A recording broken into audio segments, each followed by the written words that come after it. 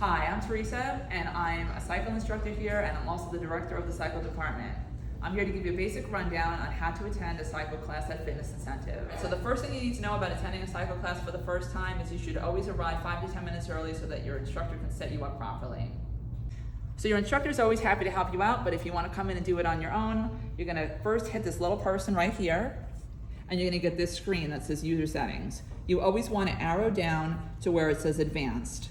It's not going to make the ride harder, it's just going to give you more options at the end of the ride. Then you're going to hit your check mark, which is your enter button. You're going to pick your gender. Then you're going to pick your age. Remember that check mark is your enter, and then you're going to pick your weight. If you need to change the weight, you could always use your arrows to arrow up or down. And then it's going to ask you how many hours of cardio you do per week. This could be running, swimming, cycling, whatever you do. I'm going to put in 2 hours. Okay, so now it's going to give you something called an FTW. This is the number that generates the colors. This is where you want your instructor to kind of guide you on whether or not this is a proper number for you. All right, since the computer doesn't know you personally, it might not be completely accurate. So it might take you a few classes to figure out if this FTW number is the proper number for you to be at.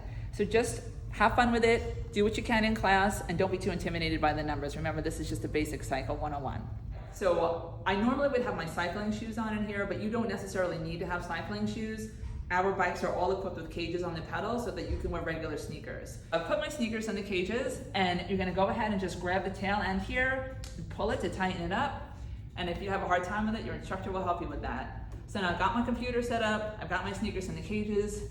Now I'm gonna actually start spinning.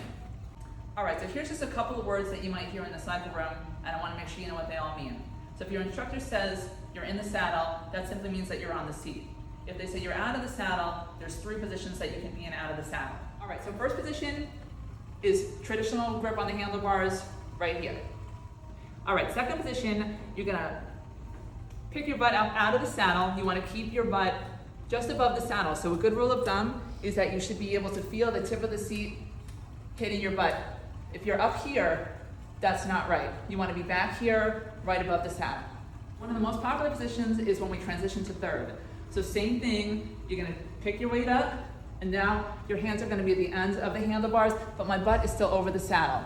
So I tell my riders, hinge at the hips and grab the edges of the handlebars. So there you have it, Cycle 101. Just make sure you have your sneakers or cycling shoes, your water bottle, a towel, and you're ready to ride.